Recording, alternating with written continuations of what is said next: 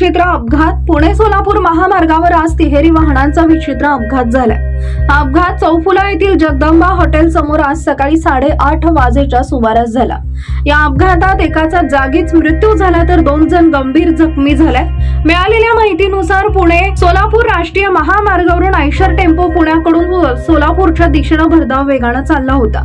Eicher tempo Chauphula येथील Jagdamba hotel समोर आला असता चालकाचं त्याच्या ताब्यातील आयशरवरील नियंत्रण सुटले। त्यानंतर आयशर डिवायडर तोडून थेट सोलापूरच्या दिशेकडे जाणाऱ्या रस्त्यावर गेला।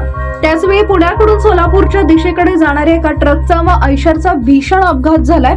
तसेच या ट्रकला पाठीमागून आलेल्या एका ट्रकने मागून धडक दिली, त्यामुळे असा तिहेरी अपघात झालाय।